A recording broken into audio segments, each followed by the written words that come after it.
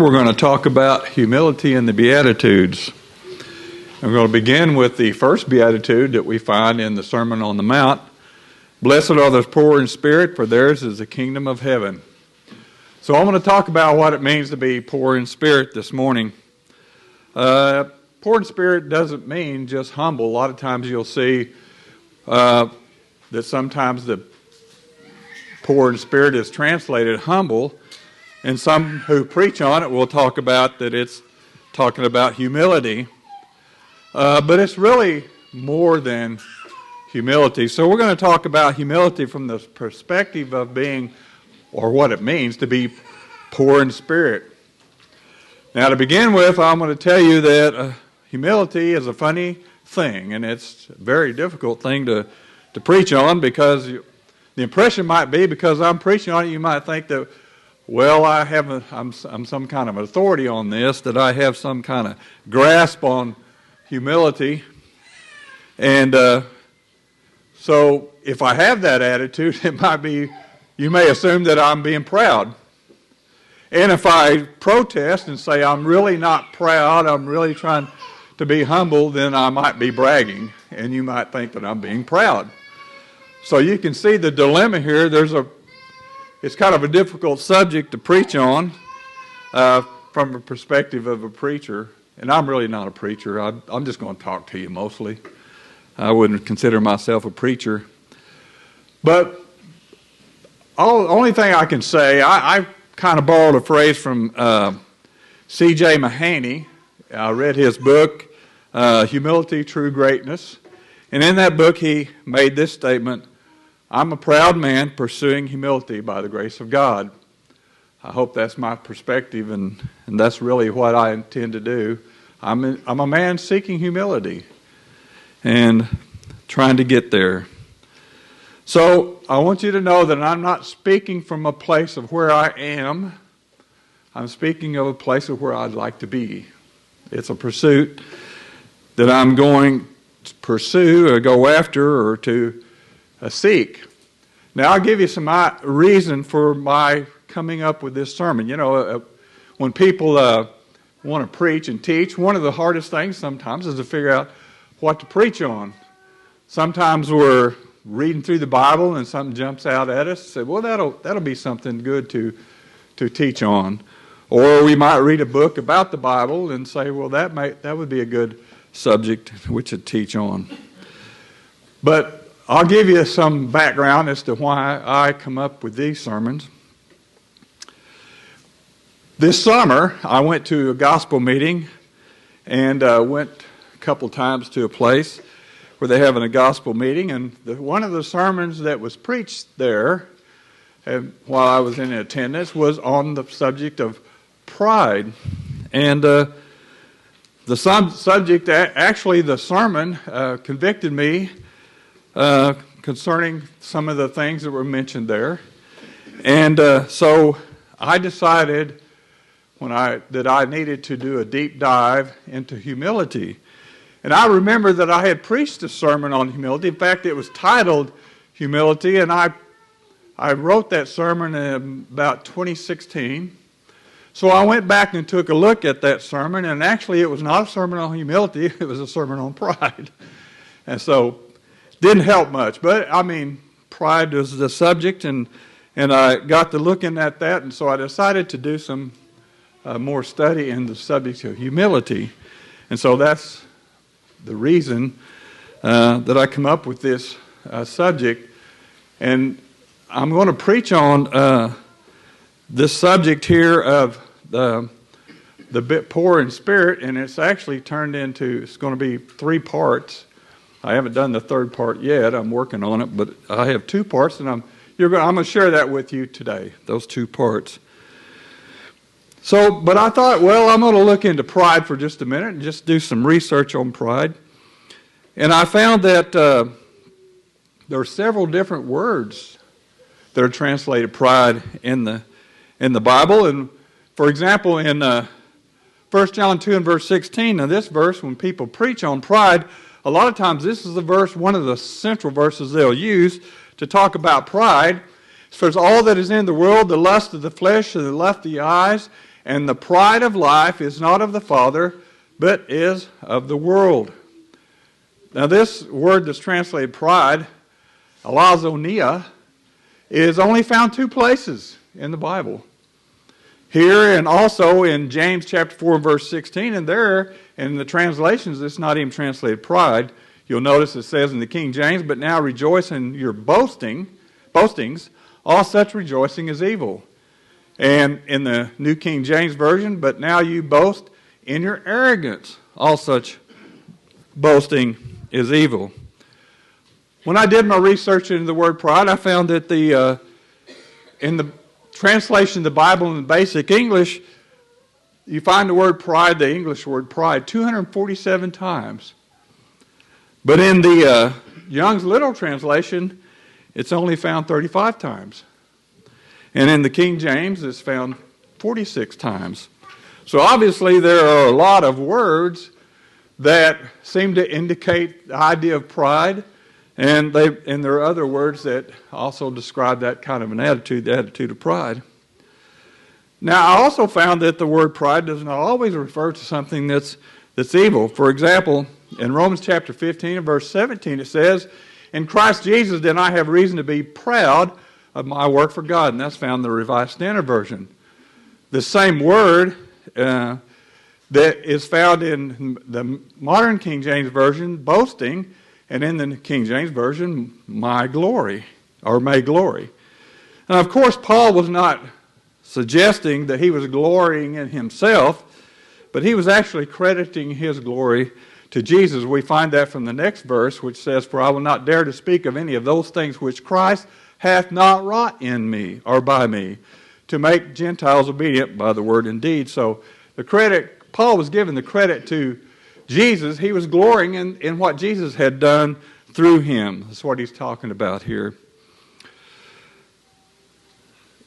However, the vast majority of times the word pride is found, it's not spoken of in a positive way. It's talked about very negative in most places, portrayed as very grievous sin. In Proverbs chapter 16 and verse 5 says, everyone that is proud in his heart is an abomination to the Lord. Though hand join in hand, he shall not be unpunished. Now, the problem with sermons such as the one I prepared in 2016 and the fact that what we find about pride is God is opposed to pride. God hates pride. And when I did my sermon on pride and when the sermon I heard about on pride this summer, the problem was, what do you do about it? I mean, God hates pride and he wants us to stop being prideful, right? Duh. But what do you do about it? I borrowed a phrase from Bob Newhart, one of his programs. He says, well, just stop it. You know, it's easy to say, just stop being prideful. But it's easier said than done. How do we accomplish that? That's the problem. How's it done? So in my sermon, I gave several reasons not to be prideful, but I didn't give any help on how to accomplish that goal. How are you not prideful? What do you do about pride? How do you fix pride? So let's look at some things. Like I said, I did a deep dive into this subject, and I started reading some books about humility and pride. And so I'm going to share with you a few things that I learned about that I think will help us. See, the problem with pride is like the same problem with darkness. So what do you do about darkness? Well, the only thing that drives away darkness is light. Light is what drives away darkness. So what drives away pride? What drives away pride is humility. Humility is the answer to pride. Study and seek humility. See, where darkness is only exists where there's no light, and where pride is only exists where there's no humility. Now, the problem with humility is this. It doesn't occur naturally. It doesn't occur organically. It must be sought. It must be acquired through transformation from God to an open and willing heart. In 1 Peter chapter 5, verse 5 says, "Likewise, ye younger, submit yourselves unto the elder. Yea, all of you be subject one to another, and be clothed with humility. For God resisteth the proud, and giveth grace to the humble. Humble yourself, therefore, under the mighty hand of God, that he may exalt you in due time." Notice the Greek words translated, or notice the words translated, be clothed. This is from a Greek word that's, in the Greek, it's called middle causative voice. Middle causative voice. It means something that's being done to us with our cooperation. Being done to us that we permit, that we allow to happen, that we cooperate with. God is clothed. We allow God to clothe us, or clothe us with humility. And that's what that causative middle voice means. It means that as God's doing it, we're cooperating with God in that endeavor. So be clothed means that we allow God to clothe us with humility, something we let God do. We let God do his work. It's not our work, it's God's work. So we can't take credit for it, right? If we could, then we'd be proud, right? I mean, that would defeat the purpose. So I hope this point will be made clear as we progress through this sermon and into the next sermon this afternoon. Philippians chapter 2, verse 3 says, "Let nothing be done through strife or vainglory, but in humbleness of mind, esteem each other better than yourselves." That's from the oracles of God. In this passage, it says humility takes place in the mind. That's where humility takes place. It may manifest itself in lots of ways, but actually it takes place in the mind. It's something in the mind, and it happens when God acts upon our mind through his word, through his thoughts and his ideas that we find in his word. It acts upon our minds, and this is what results in humility. So let's talk about humility in the Beatitudes. Did you know behind love, humility is the second most often character trait taught in the New Testament? So it's no wonder then that Jesus would begin his ministry on earth with the Sermon on the Mount, and he would begin his Sermon on the Mount with the opening phrase, "Blessed are the poor in spirit, for theirs is the kingdom of heaven." This is the foundation of the Sermon on the Mount. This is his opening statement. This is something very important, and everything is based on the Sermon on the Mount. It's all based on this opening statement, "Blessed are the poor in spirit, for theirs is the kingdom of heaven." In the Sermon on the Mount, he gives fundamental instructions on how to achieve humility, particularly the Beatitudes. The word poor in this passage is from a Greek word called takos. Takos. And it does not describe ordinary poverty, but it describes abject poverty. An illustration of abject poverty in monetary sense is we can find in Luke chapter 16. It says, "There was a certain beggar named Lazarus, which was laid at his gate full of sores and desiring to be fed with the crumbs which fell from the rich man's table. Moreover, the dogs came and licked his sores."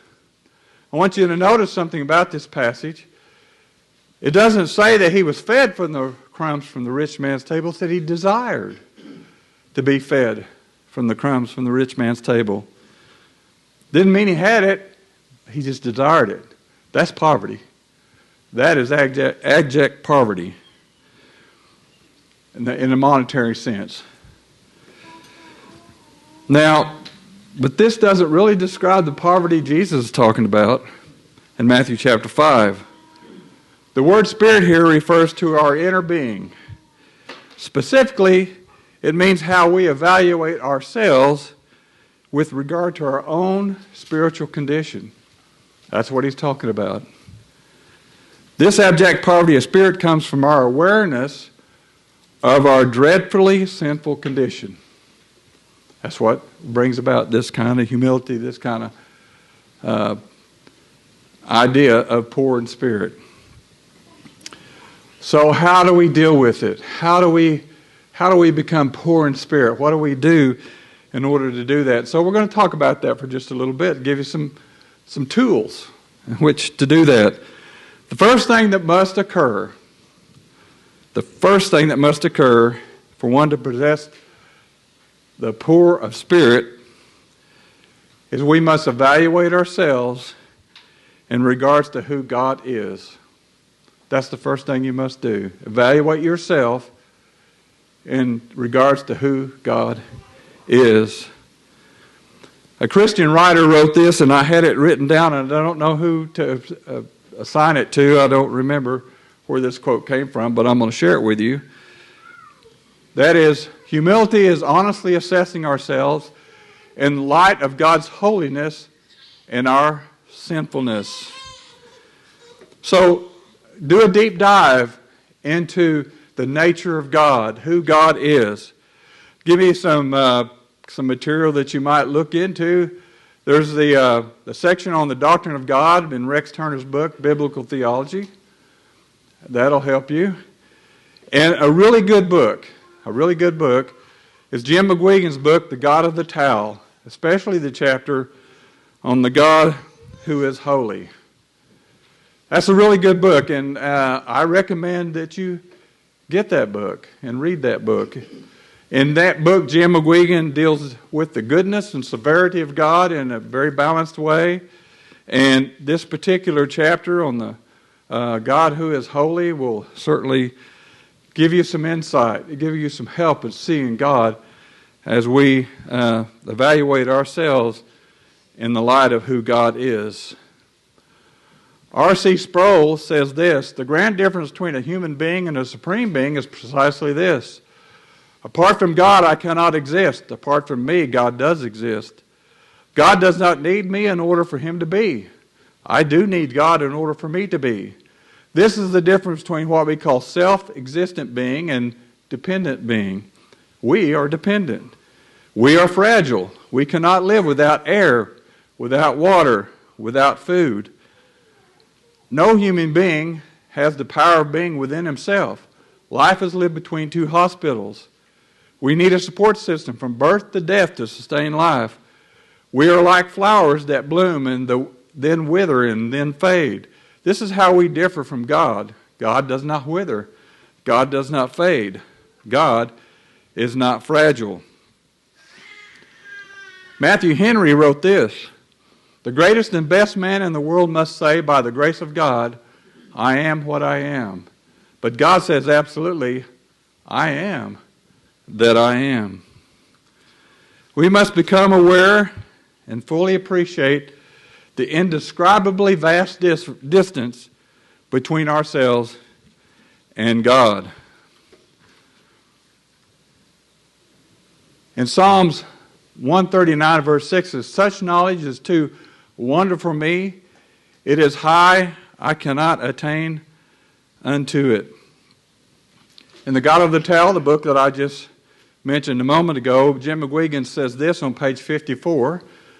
God's holiness isn't a terrifying subject to everyone. Some find the whole discussion rather boring. The only holiness of God they've heard of is the holiness of one who makes much ado of religious ceremonies, or out of religious ceremonies and church going. These poor souls have heard nothing of the real God of the Bible. They've never been brought into the presence of purity to convict them of their filthiness. They haven't seen God's class so as to be made aware of their shabbiness.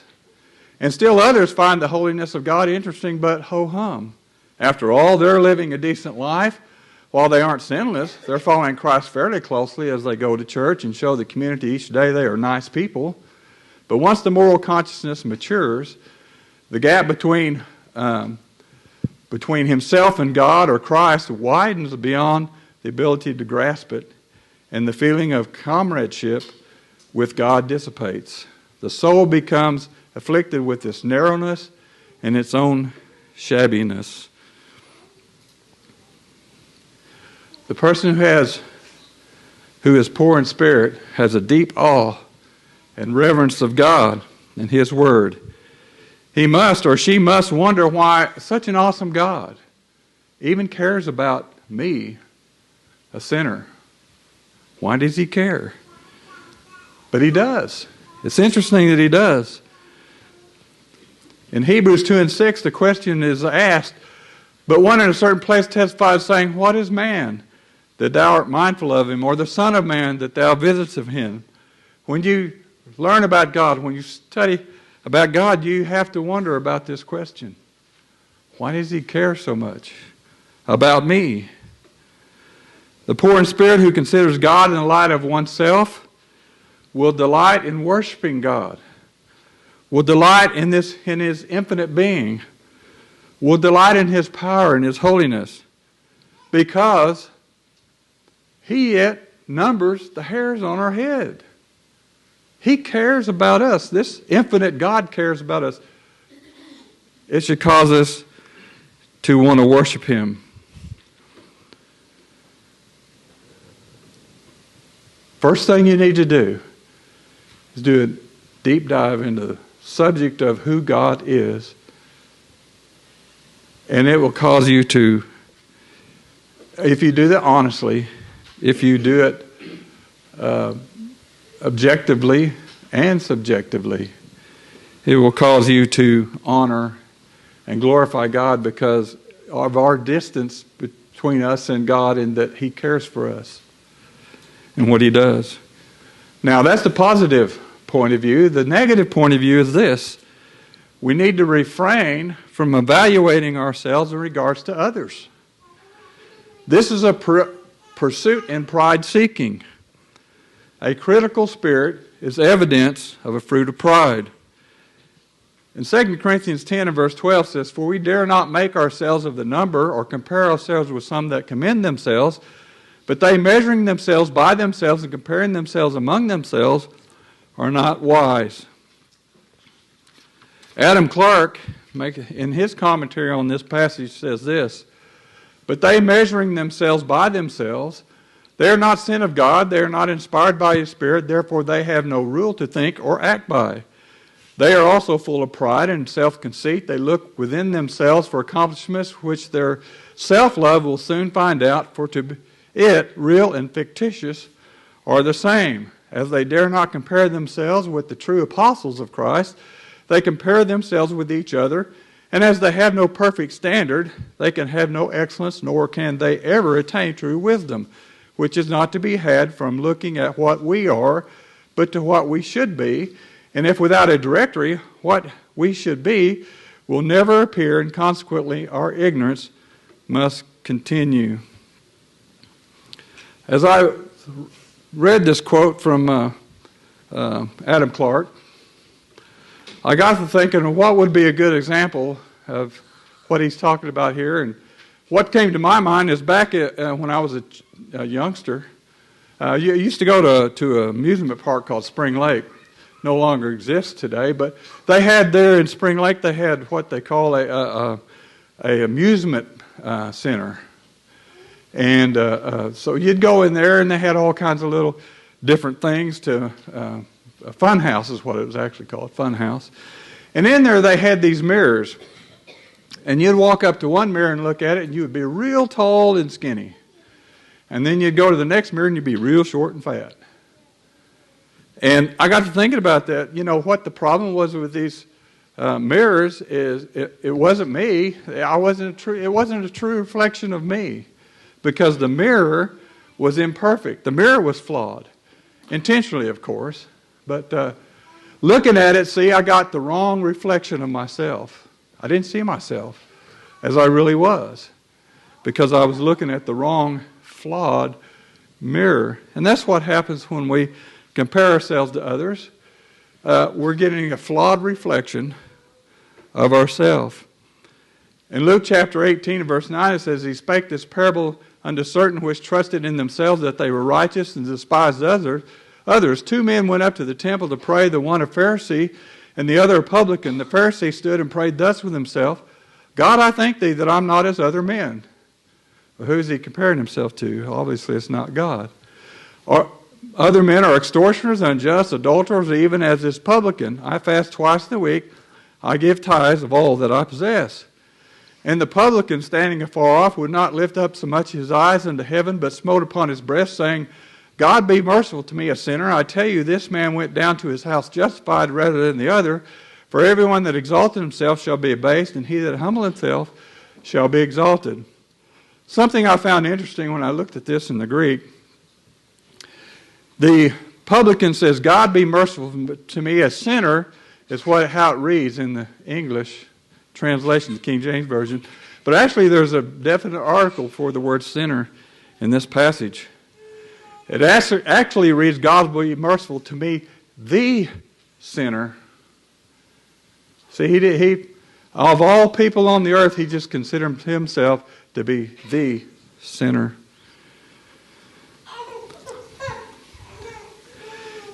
Jerry Bridges, in his commentary on Matthew chapter 5, verse 3, talking about the poverty of spirit, says, this poverty of spirit is not just for unbelievers, recognizes his need of salvation. In the Beatitudes, Jesus is talking about the character traits of those already in the kingdom. And he says we should be poor in spirit. It should be the ongoing daily attitude of one who is growing spiritually. So I could tell you, going on, he says, believers who are growing continue to see more sin in their lives. It is not that they are sinning more. Rather, they are becoming more aware of and more sensitive to the sin that has been there all along.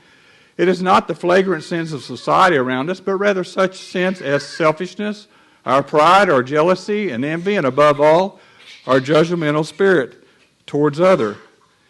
And it is the realization that even these sins, which seem so minor in our eyes, would bring us under the wrath of God were it not for the atoning blood of Christ shed for us on the cross that should cause us to be poor in spirit. You see, it's a journey. It's a progression. It's a growth. Or could any of us say that we have reached the ultimate and poor in spirit? I doubt that any of us could make that confession. I certainly don't. It's a journey. It's a seeking. Notice this about Paul near the end of his life, what he says. In 1 Timothy 1 and verse 15 says, this is a faithful saying and worthy of all acceptation that Christ Jesus came into the world to save sinners, of whom I am chief. I was reading this, and as I was reading this in one of the books that I read, and it pointed out something that I had not noticed before in this passage. I've read this passage many times and talked about it in different sermons, but do you notice? I want you to notice something about this passage. He doesn't say, I was the chief of sinners. It doesn't say, I have been the chief of sinners. He wasn't talking about back when he was persecuting the church. That's not what he's talking about. He used the present tense here. I am the chief of sinners. That was his self-evaluation of himself. Now, I don't know. Would you consider Paul the chief of sinners? I wouldn't. But it doesn't matter what I think about it. That's what Paul considered himself, to be the chief of sinners. So obviously Paul was comparing himself to the majesty of God, and he didn't measure up. In Isaiah 64 and verse 6 it says, but we are all as an unclean thing, and all our righteousness are as filthy rags, and we all do fade as a leaf, and our iniquities like the wind have taken us away. See, there's only one way we can be righteous in the sight of God. And it's not on the basis of our moral performance, but on the basis of the perfect performance of Jesus Christ. 1 Corinthians chapter 1, verse 25 says, that no flesh should glory in his presence, but of him are ye in Christ Jesus, who of God has made unto us wisdom and righteousness and sanctification and redemption, that according as it is written, he that glorieth, let him glory in the Lord. When we serve the Lord, we give the glory to God. That's our purpose. That's our reason for what we do. The person who is poor in spirit recognizes that his or her best deeds are always mingled with impure motives, and imperfect performance. We know if we just stop and consider our life, be honest with ourselves, that our best is incredibly short of perfection. Certainly short of the greatest command. In Matthew 22, verse 37, Jesus said unto them, Thou shalt love the Lord thy God with all thy heart, and with all thy soul, and with all thy mind. This is the first and great commandment, and the second is like unto it, Thou shalt love thy neighbor as thyself. Who can say, well, I do that 24/7. Every decision I make, I do that. I know in my life that that's not true. If I'm honest with myself, it's not true. I want it to be true, and I can strive for it to be true, but I know, honestly, it's not true. An evident symptom of pride can be seen when the goodness of God is neglected, when His amazing grace is neglected. As I grow older and reflect on my life, which happens to be more often now that I'm almost 72, I've rounded third, I'm headed towards home. And so I get to thinking about these things more, and you will too if you live long enough. But in my early days, I look back on some of the sermons that I preached when I was young, and they were almost all what I'd call doctrinal sermons on subjects such as worship in the assembly and things like that. And now, the problem is not that these subjects are not worthy of consideration. They certainly were. And they certainly shouldn't be ignored. They certainly shouldn't. And I consider myself on the right side of these issues. I still do. And so they're not to be avoided or neglected. But as I think back, and maybe I'm just being too hard on myself, I found myself to being righteous in my own mind because of these things. I considered I was doing a great service for God because I was protecting the purity of the church, and it fed my pride. And it made, it's hard to remember everything you were thinking at the time, but I think that was some of it as I self-reflect. See, because I was focused on these things and not my things. As long as I had other cats to skin, I could always feel good about myself. It's much more difficult when I look at myself rather than what other people are doing. And as I said, those subjects are important. It's just that we have to understand the motivation. Is it God's glory we're seeking, or is it my glory? The problem is, at the time, and even now, it's harder to understand that I didn't recognize those things as a sin of pride. In Hebrews chapter 3, verse 13, it says, But exhort one another daily while it's called today, lest any of you be hardened through the deceitfulness of sin. I think that one of the hardest things to recognize in our own life is pride. I think it's hard to discern. It's hard to see it in your own life. The most destructive thing about pride is the ultimate effect it has on the Christian in regards to amazing grace. We don't see the need for it, see? That is why we need to study God and His attributes. That's why we need to evaluate our lives and see the sin in our own lives. And we need to study God's attitude towards sin and be aware of it in our own lives. But we also have to understand the amazing grace of God. It will drive us to God. It will cause us to be humble and seek God. Because only the humble seek God. The prideful do not. The prideful don't need God. Jerry Bridges says poverty of spirit has to do with our increasing awareness, our ongoing struggle with sin, and our frequent failures. Those who are poor in spirit see Christ's blood and righteousness as their only hope, not only for eternity, but for God's favor each day. I want you to know that a study in humility is a tough study. It's a tough study. It's a tough study because it's a study about me. I'm looking at myself. That's a hard thing to do. But it's a needed thing to do. But we have to remember that our only hope is Jesus Christ. Edwin Mote wrote this, "My hope is built on nothing less than Jesus' blood and righteousness. On Christ, a solid rock I stand, all other ground is sinking sand."